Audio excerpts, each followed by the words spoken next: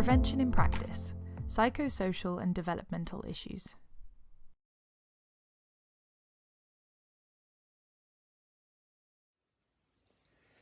I'm Dr. Richard Mackenzie, a physician and consultant from Los Angeles.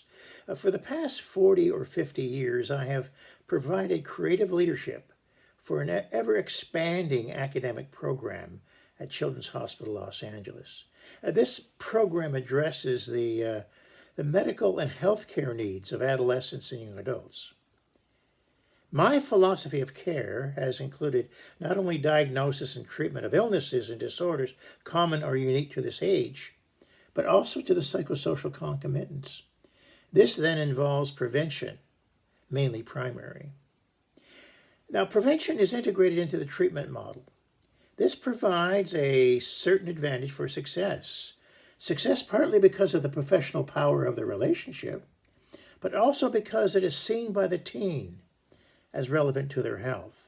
Let me share with you some axioms that I have learned along the way and that became an essential part of my toolbox. Clearly, although prevention may be simple in theory, it is often difficult to successfully put it into practice. Prevention messages are not only what is said, but how it is said and who says it.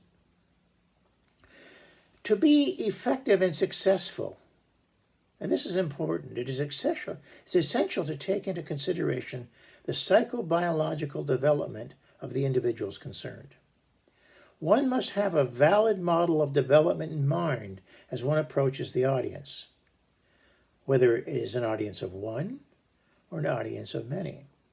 Prevention takes hold when the energy of change is active, whether during psychobiological growth or past areas and errors of life. In other words, prevention messages are best provided in answer to a question, whether either asked verbally or through behavior. How should I behave not to get into trouble or stay healthy? Or how should I not take risk again? Remember, with young people, thoughts determine behaviors, and behaviors create habits. And prevention, both in principle and specifically, needs to become a habit. Perhaps I should slow down here. I have just mentioned several key points in my approach to primary prevention, or perhaps even better, preventive intervention. Many who work in the field do not have the advantage of having a primary prevention relationship with youth, but work more in an educational or correctional setting. If what you are doing is working, ignore my experience. But if what you are doing is not working, but you are looking for adventure, excitement, and novelty, perhaps you're ready for change. Remember, we as helpers are ideally growing in mind and spirit during our whole lifetime. If we are not growing, we are stagnant and perhaps dying psychologically. Now, returning to the model of nature, like biological development, psychosocial development is inherent in the individual.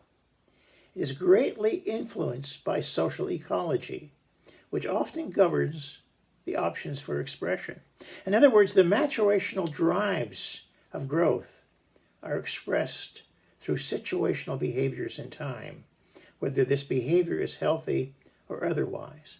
And this is an important precept to hold on to. It is functional. So the expressive behavior serves a purpose that is core to the individual.